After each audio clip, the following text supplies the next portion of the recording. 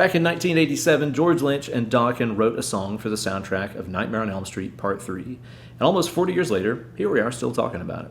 But what can we learn by getting our claws around this tune? Let's talk about that. Hey kids, it's your good buddy, Uncle Ben. Over my many years as a guitar teacher and touring musician, I've learned thousands of songs, and they've all taught me something that stuck with me and helped me along the way. Mastering tunes makes us better players, and that's why every guitarist should learn Dream Warriors by Dokken.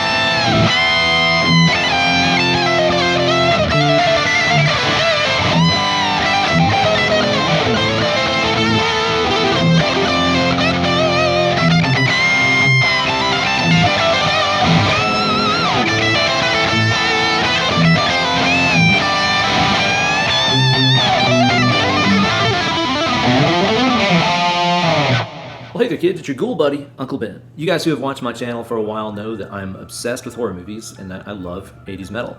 So the two things combined make a pretty irresistible package for your good buddy Uncle Ben, especially just in time for Halloween. Dokken's Dream Warriors and Into the Fire were both featured on the soundtrack of Nightmare on Elm Street Part 3, which a lot of people regard as being the best movie of the franchise. And depending on what day of the week it is when you ask me, I may agree. I'm also a sucker for Part 1 though. Let me know what your favorite Elm Street movie is down in the comment section. George Lynch is regarded as one of the sickest players to come out of the 80s, and with good reason. On today's video, we're going to take a look at some of the awesome stuff you can learn if you master this tune. But of course, you're going to get even more out of it if you check out the extended and ad-free cut of this video that's only available over on my Patreon page at patreon.com/BenEllerGuitars. Sign up today, even for just $1 a month, you're going to get access to that video as well as my meticulous handwritten transcription of that solo. It's also going to get you access to hundreds of other goodies like downloadable tabs, exclusive videos, and so much more. So don't delay. Sign up today over at patreon.com/BenEllerGuitars. I'll see you there. Guitar-wise for today's video, I'm going to be playing my lovely Jackson Virtuosos, because you know what they say, you are what you play.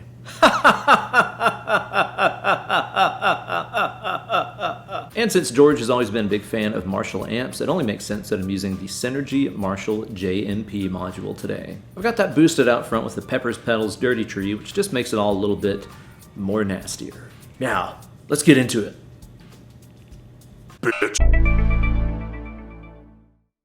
Song kicks off with that clean tone riff, and it features a couple of staples of the 80s, a static bass note and some moving chord dyads on top.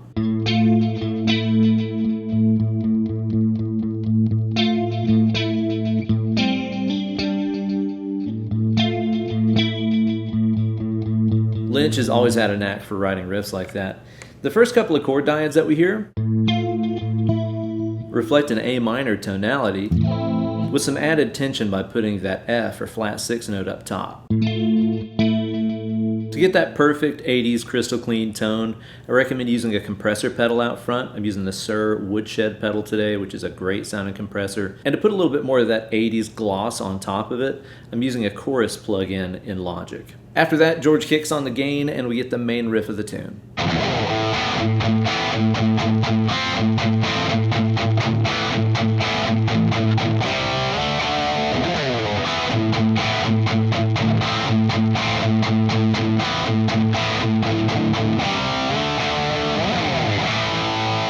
When it comes to the main rock rhythm tone for this, don't go too crazy with the gain. Use something Marshall-y, maybe with a tube screamer in front of it, but make sure nothing is really working too hard. George's rhythm playing has this great percussive nature to it, and too much gain can mask that. So make sure that you got a good crunchy tone that's not too over the top.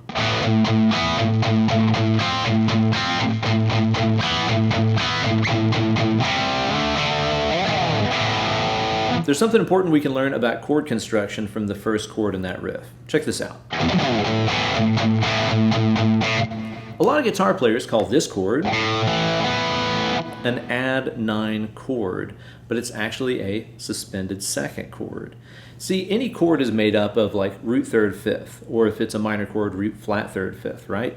Well, this chord doesn't feature a third of any kind. It's root fifth, and then we have this second up top. The second is standing in for a third or flat third.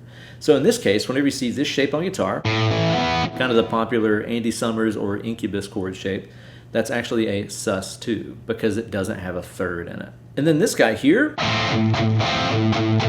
which just feels like an F power chord under that A bass note, we could actually look at that as being an inversion of an F major chord. Root, third, fifth. Those are the notes of an F major. So you can kind of hear this is going from that A sus2 to an F major sound. Then we have the C to D power chords. Notice the extra sass that he gets whenever he puts some vibrato on that D power chord.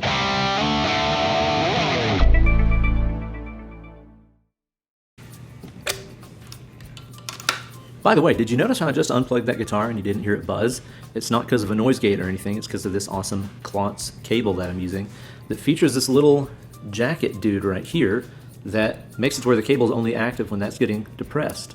So you can touch it all you want to right now. If that jacket's not depressed, you won't hear anything, but whenever you plug it in, there's your signal. I've tried a bunch of different like silent unplugged cables like this in the past, and they've never really worked as advertised. This is the first time I've used one of these, and it's actually worked, plus it is a really high quality cable. So be sure to check out my friends over at Klotz. Whenever it goes to the verse, the clean guitar comes back for some cool layering behind the distorted rhythm part.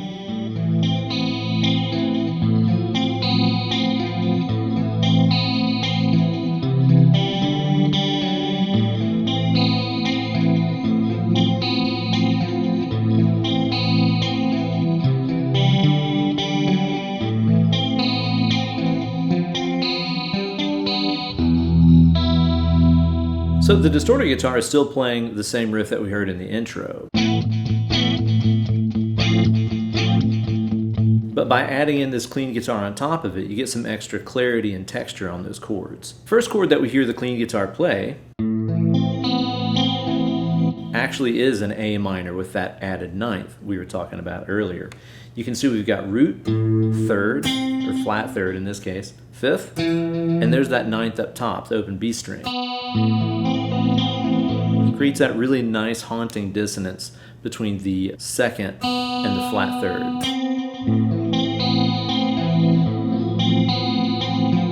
This chord has like a F Lydian kind of sound to it. Now whenever the distorted guitar does the C to D power chord, our clean guitar does this move. It's like very Def Leppard sounding, right? Very 80s. Now this move we can see is our C major triad, which makes sense over the C power chord, but this guy right here, this is a nice little surprise. That chord has this nice lift to it because it's kind of the wrong chord. In the key of A minor, we should have a D minor chord, but this is a D major with that added 11th up top. You'll notice earlier in the riff we were using this F note, and now this chord you'll notice uses the F sharp, or major third for this chord. This is something that you see pretty often whenever you just want a little lift in a minor key. Turn the 4 chord, in this case what should be D minor, into a major chord, D major in this case. At the end of the verse there's this F to G change, and it's really hard to hear what the clean guitar is doing here, and I've never seen anybody mention it, so I just want to show you. It's just basically power chords on the D and G strings with the open B string ringing out beneath them.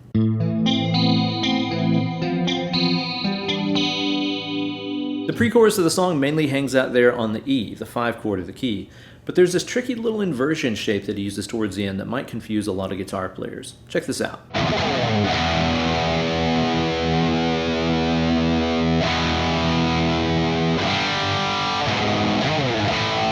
So we hung out there on the E power chord, and then we had that walk up that goes from G to something that a lot of guitar players might call some kind of G sharp chord. It's actually an inversion of an E major chord, An inversion is just where we take the notes that are in a chord and flip them around in a different order is all.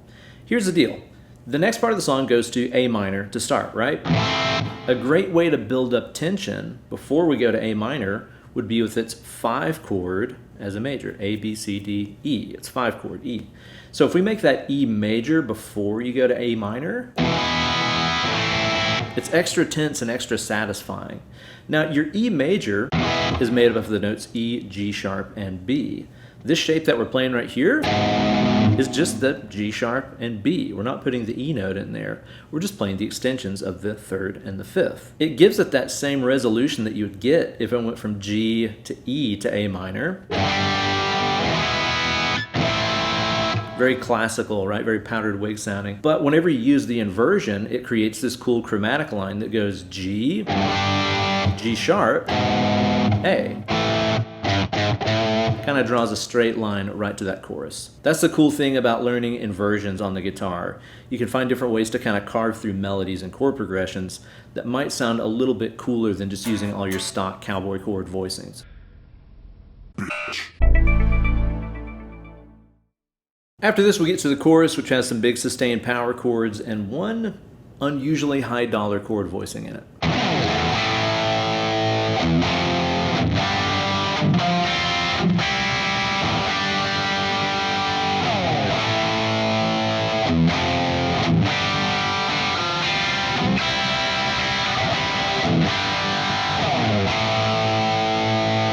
So what is this Steely Dan-ass chord doing in the middle of a Dokken song? I see a lot of people play this differently with like weird inversions and stuff, but it sounds to me like what he's got going on here is this kind of a C sus4 sound. The bass player is playing C at this point. So we're hearing all these notes in context to what they sound like underneath C. So we hear this F note not as a root, as your fingers might be telling you, but as a 4th instead. The G is a 5th, the C right here is a root, then we got a high 4th up top as well. Then when he changes to this,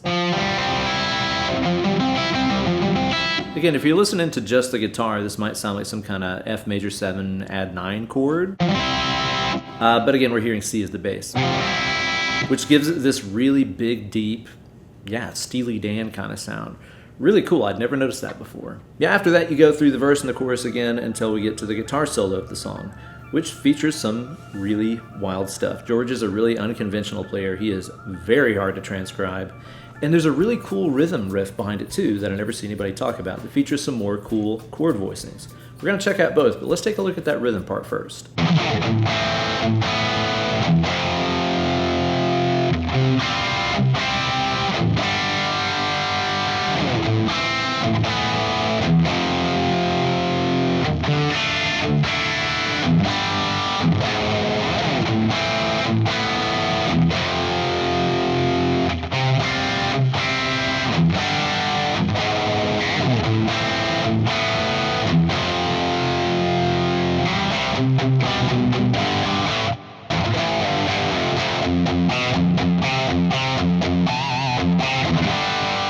You could have just used a plain old A power chord right here, right?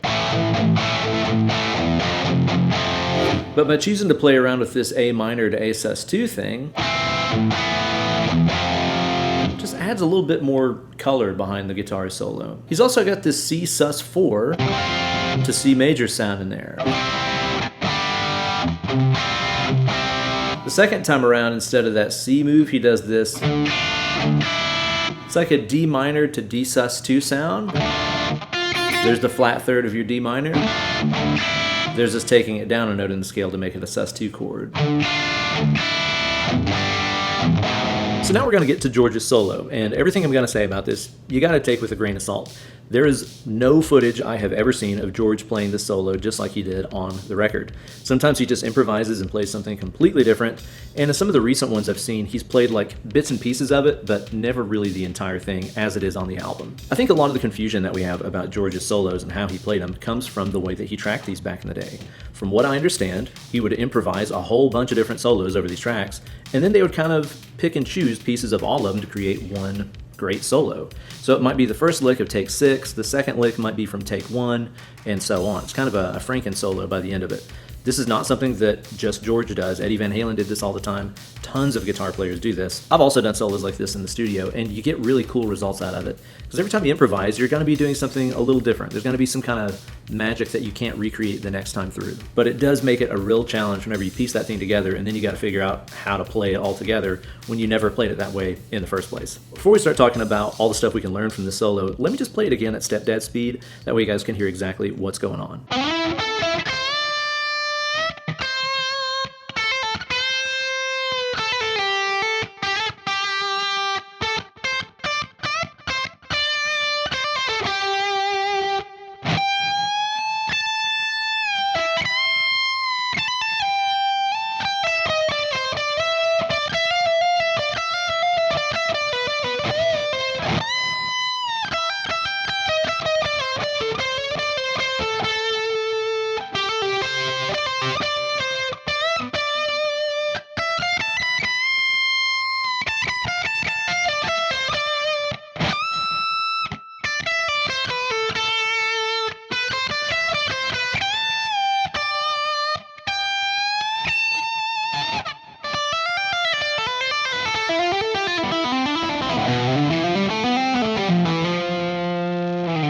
The first lick that we hear in the solo section introduces us to a lot of signature Lynch-isms.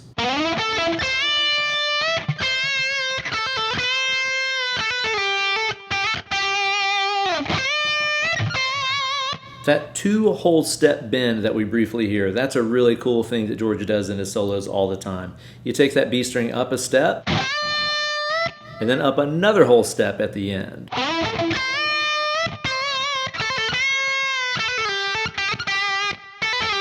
There's another Lynch-ism, all these little trills.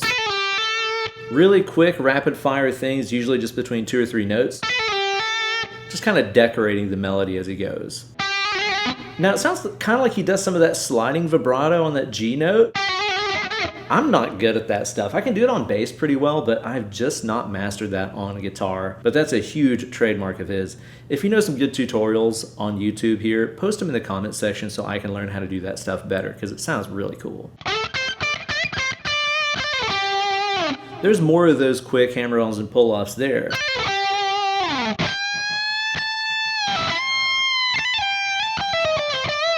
I'm not certain if that's a bend or a slide up to that high E note right there. I'm not exactly sure. This lick has a lot of that really floaty timing that I'm talking about, and it's fixing to get a whole lot worse.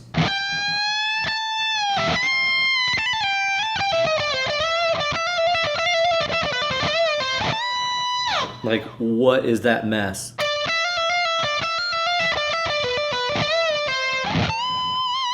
Tell you what, it's not a mess. It sounds freaking sick is what it is. Again, those really quick trills that aren't really gridded at all. It's just kind of at the speed of George's nervous system whenever he plays those. And then we have this lick, which features a lot of chromaticism and that A blues scale going on. Check this out.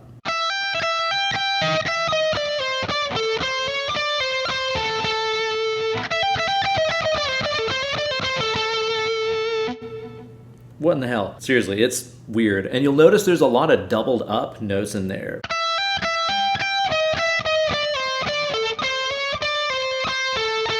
Some of them are like pull off and then pick the same note.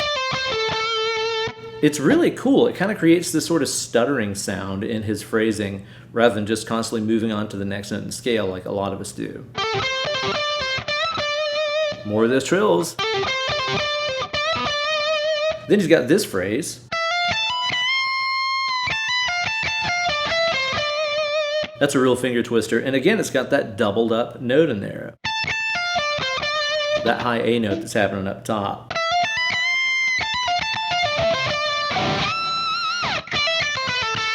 You could play this melody elsewhere, but just going by the tone, I'm thinking he's playing it down low.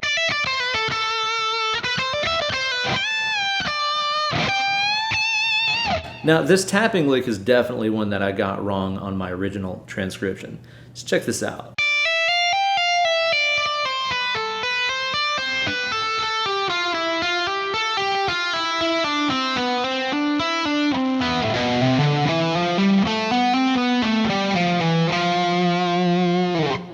It's a lot of notes. So up top we got this phrase. Kind of shows you a cool way you can use a 4-note per string idea here, using 3 notes in the left hand, 1 note in the right hand. You'll notice the first phrase there starts off with a picked note. It's just ascending and descending. But then all the subsequent ones start off with the right hand tap and then walking up and down the scale. Again, kind of happening at nervous system speed. It's a lot of notes that go by quick.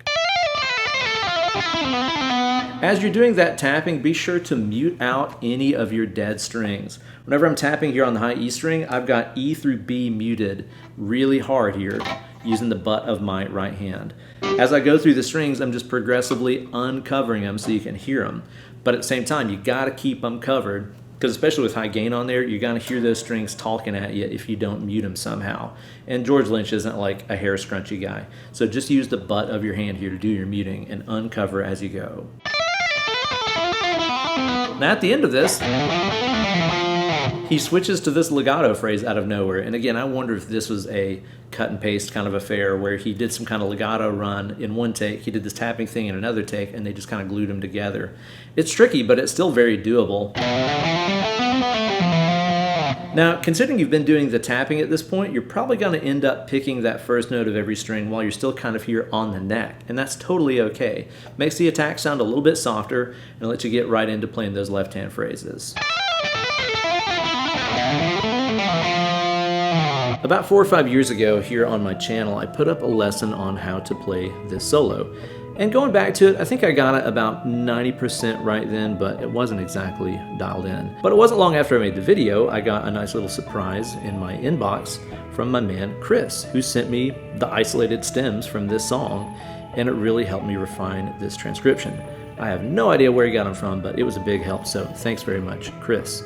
You guys can grab my transcription for the solo over on the Patreon page, patreon.com/BenEllerGuitars. And yeah, he's got a couple harmonies on a few of those licks. I love that it's just on like certain really melodic parts in there. Kind of a good way to highlight a particularly good melody in a solo. Great solo, fits the song perfectly, and it's filled with all those great George Lynch isms that you can learn and start incorporating into your own playing. After the solo, we have that simple bridge riff, which has this awesome Lydian vibe to it. Check this out.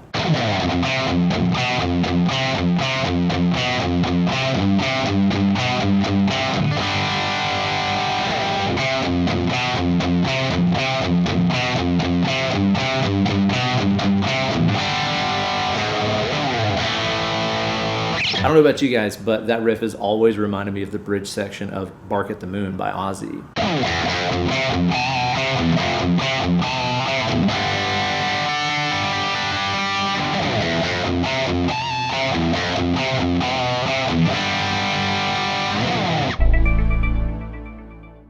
So there you go, guys, a breakdown of what makes this Dokken classic so awesome to learn all these years later. There's a whole bunch of other George Lynch stuff I'd love to break down here on my channel too, like Mr. Scary, and a bunch of those other Dokken classics. Let me know what you guys would like to see next here on the channel down in the comment section. Thanks so much for watching the video. I hope you guys have had a great Halloween season and have had time to take in some cool new horror flicks. Let me know if you saw anything cool down in the comment section too.